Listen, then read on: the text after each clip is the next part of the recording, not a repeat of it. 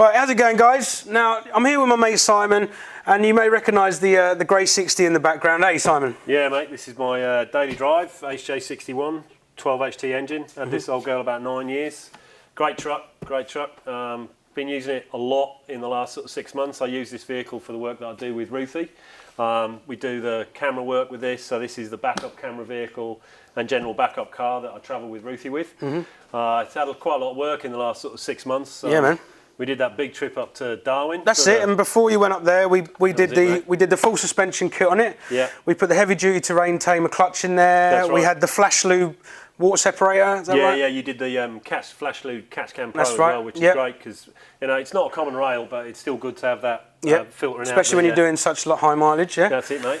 But you also got stuck into 12 volt for me now. I'm no 12 volt guy, but like a lot of us that own old four drives, we like to get stuck into it ourselves. And Rich got stuck in and tidied up all my dodgy electrics under the bonnet. And he also moved It was a fair amount, mate. Yeah, mate. But you also moved that dual battery system in at the back. That's right, yeah. Double dual battery system in the back for me because we use that for charging the cameras and With that pure sine inverter in it. That's right. That's right. But recently we went down to the Melbourne show and also did the Ocker rally, which is the old Cruisers kick-ass 40 series rally up in the high country. Did a bit more heavy duty forward driving. Good fun that was, mate. It was. I mean, you were driving shotgun, but I know you'd like to have been behind the wheel. Definitely, mate. But next time, mate. Next time. It. But unfortunately, on the way back, Rich spotted this or felt this vibration. Now I just put that down to 60 series noise as you do, but he got stuck into me, and sure enough, when we got up on the highway and the temperatures built up a little bit, the vibration got worse. Now, as soon as we got back, Rich stuck it up on the hoist. What did you find, mate? Well, we did have a look on the way down, didn't we? Yeah. Couldn't find anything that was catastrophic, so we thought we'd just nurse it home. That's right. But as soon as we got it back we got it up on the ramp and did a partial strip down, found out that the CVs are not in the best shape and there's movement in there, and we've got grease and there looks like there's gearbox oil in the hubs as well. So, looking a bit serious, eh? It was. But Terrain Tamer stood up, haven't they? Yeah. My mates down at Terrain Tamer, they're awesome, and they stepped up and they've offered a full rebuild kit for the front end. So that's going to include hard shafts, new CVs, wheel bearing kits, seals, and also I'm going to replace... It's the full shebang in it, yeah. I'm going to replace the ASIN locking hubs. They're a bit worn. I've got a bit of a groove in the passenger side one, so we're actually going to replace those with those AVM hubs. That's right, yeah. Like the ones that are on Milo, and also Milo 2. So, yeah, we're going to get stuck into those. The other thing, if you can, mate, is I've got an old... bull bar on the front, second hand, got it off Gumtree, $200 I think it was from a mate up in Gympie. But unfortunately, it doesn't take a winch. That's right. We don't want to make a custom cradle for it.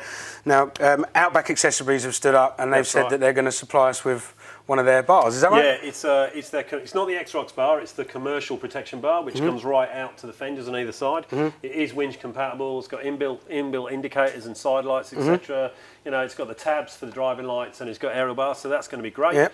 And the other thing we're doing is we've stripped off already one of the existing aluminium side steps. They weren't really protection bars. They're not good enough for heavy duty. They're not that strong now.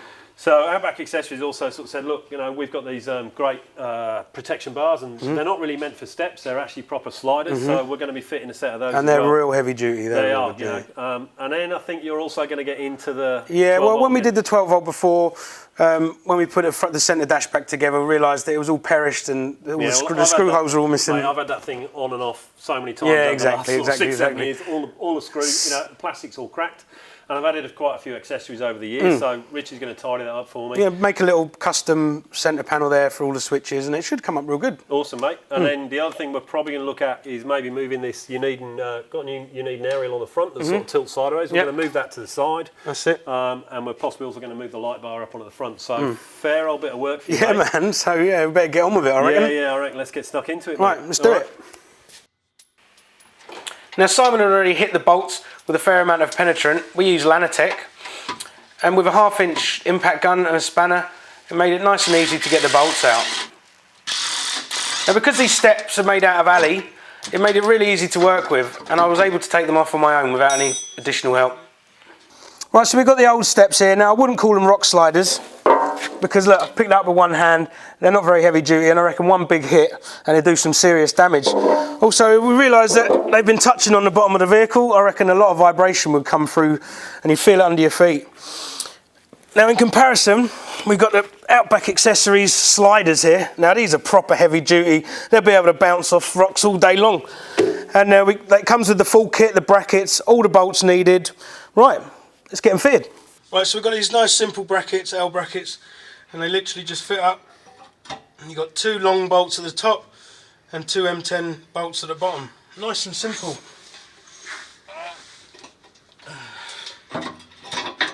Right, so there we have it. Rock sliders all on there. Now, you've got to give it to Outback Accessories. It's so simple. The brackets are so solid. All the bolts are there to fit it. It all goes on nice and easy. Probably about an hour all up from removing the old sliders to putting the new sliders on. That's an awesome kit, man. So what I'm going to do now, I'm going to get on inside and get this dash panel fabbed up, get all the switches switched over. Nice one. Right, so we're onto the dash panel. Now the panel that's in there has been in and out over the years, I don't know how many times, but all the screw holes are broken and there's about 2 self-tappers holding the whole thing in there. So what we're going to do away with that and we're going to build a little custom panel. Now this is called Eco Panel and it's an alley plastic composite. Now it comes in all different finishes, brushed aluminium, clear aluminium, all the colours of the rainbow, but we're going to go for grey. Now this is the same panel that we used to do the door cars on Milo 2. It's really versatile and easy to work with. As you can see, we've got some of the bits marked out on here already, but there are some other switches and boost gauges underneath the dash that we're going to incorporate into this panel. Now, I better get on with it, so let's go.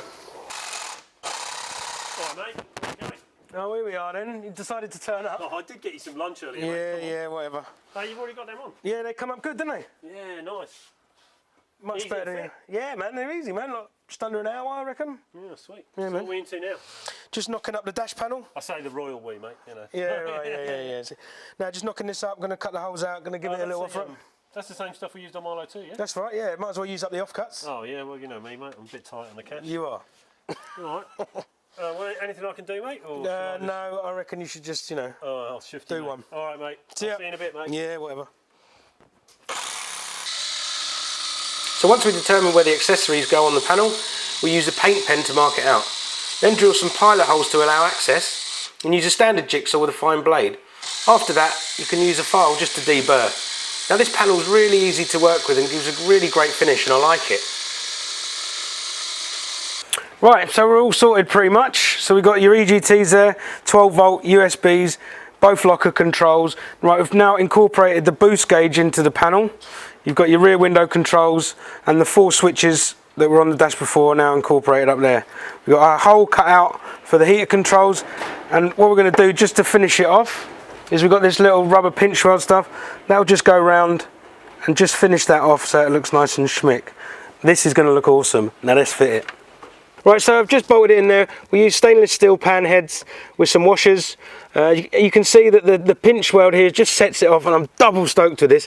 And as normal, Simon's nowhere to be seen, but whatever. Anyway, moving on, we've just got to take the GME out. We've got a little pocket to go in there for some extra storage, and then I'm done. Sweet.